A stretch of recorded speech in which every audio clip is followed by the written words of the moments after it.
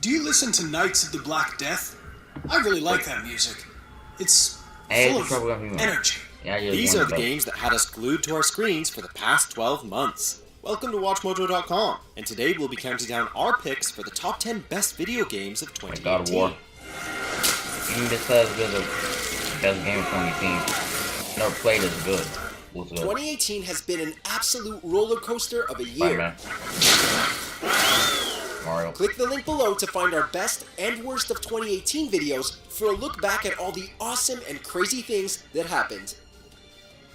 For this list, we're looking at the absolute greatest titles released this year. While we couldn't fit all the games we wanted to, we think our list will stand the test of time.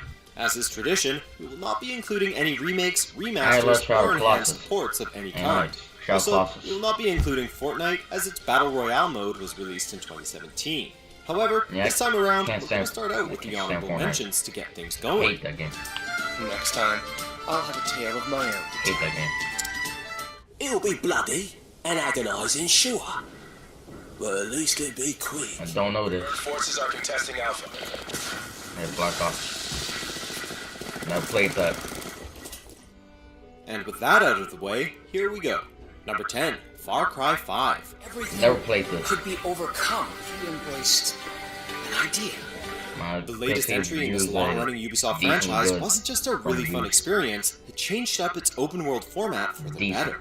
There's enough optional quests and tasks, high-powered weapons, vehicles, and enemies in the fictional Hope County, Montana to keep gamers returning long after the story missions are done, and then some. While critics seemed divided over the story, claiming that the main antagonist was a bit flat and dull, the real charm to the Far Cry series has always been about liberating outposts, messing with the local wildlife, and blowing shit up. Check, check, and check. Man, we love Far Cry.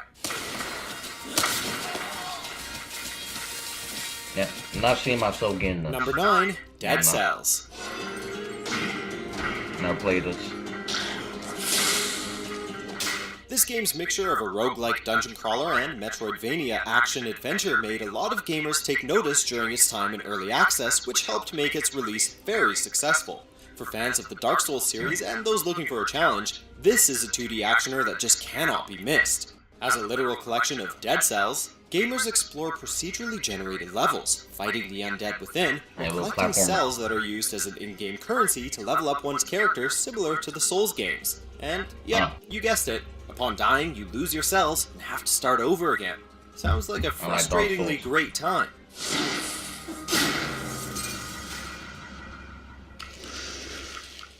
Number 8, Subnautica.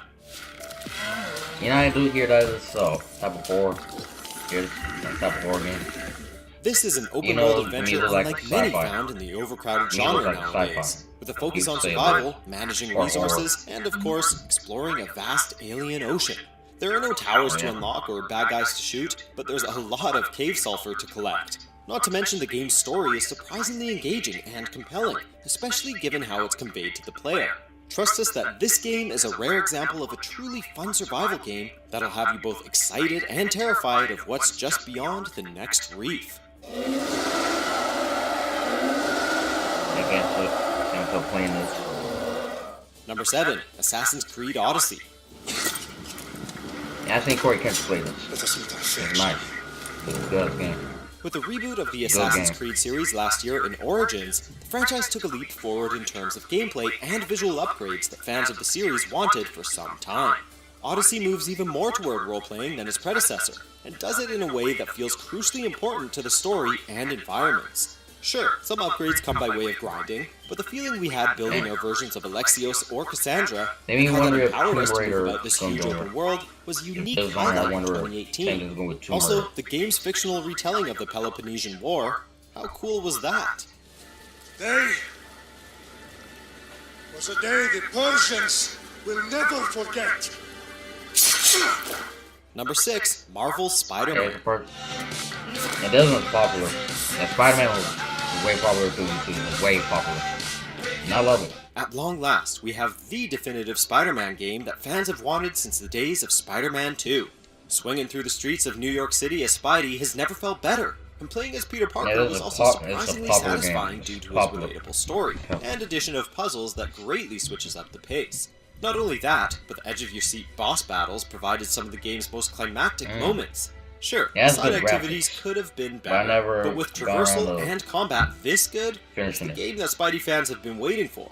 Now, get out there and save the city. Love Spider-Man. So, should we kiss now? Love Spider-Man. Yeah, maybe later. Number 5, Monster Hunter World. Never heard of this. To the A-list! And the commission! Cheers! Capcom's long-running monster hunting series finally came to current-gen platforms, and it was everything that its fans wanted.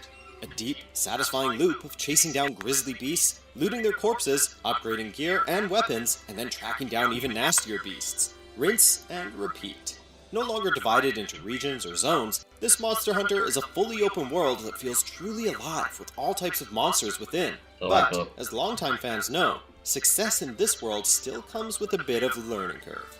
The difficulty of jumping into the game for the first time has been scaled down for newcomers this time around, however. Even so, expect a challenge. Alright. Still not getting it. Alright. Number 4, Super Smash Bros. Ultimate. And this turned a meme. Like, this is a meme. But not the newest version of Nintendo's hit crossover fighter is not only a celebration of all things Smash, but as a celebration of gaming as a whole. The roster is absolutely huge and contains every returning character as well as a good handful of new ones. Returning home to this fighter feels great 4 years after the last game, and it feels even faster and more technical than before, making it great for competitive play. With the return of great single-player content though, this series is no longer just for competition and multiplayer, and we loved going mano-a-mano with a game to unlock more characters and neat items. All hail Smash Bros.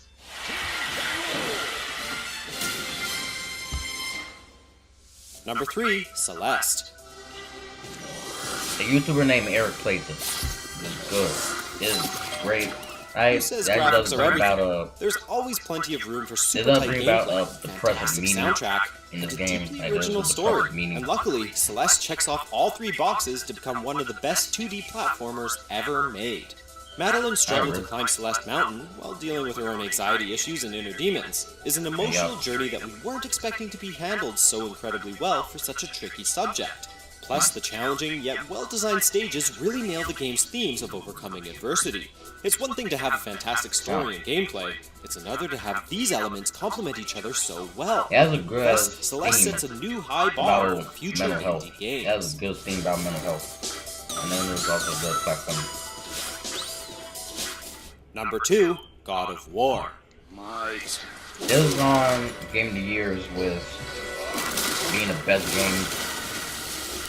That is the best game of the year. Sony's reboot of the acclaimed God of War franchise was nothing short of miraculous. After all, made us fall in love with Kratos after many years of making him a highly unlikable, angry character.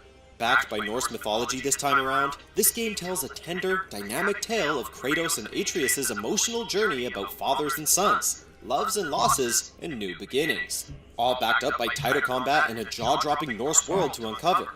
And who didn't get overwhelmed with excitement when Kratos retrieved his iconic Blades of Chaos? This game wasn't just an epic adventure, it has us hungry for more. Now, bring on Thor. But I am your monster no longer. Now the being that Kratos was in Mortal Kombat. Number 1, Red Dead Redemption 2. Yes. Yes. I haven't played the Red Redemption in 8 years.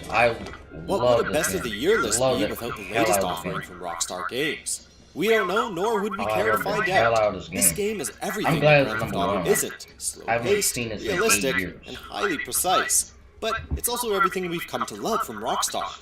Grand in scope and structure, incredibly innovative, and it's a ton of fun to play. The story of Arthur, Dutch, and company is also one of the best gaming has to offer, with an incredible cast of characters that had us laughing, loving, and cursing our way through its 60-plus hour narrative. Which reminds us, it's time to be getting back to camp to do our chores. Why don't you take a few of us up there? Right now. Arthur. I got this, Dutch. Should be fun. All right, you. Come on. I'm continuing Let's with go. Continuing with it. Do you agree with our picks? Check out these other great clips from WatchMojo and be sure to subscribe and ring the bell to be notified about our latest videos.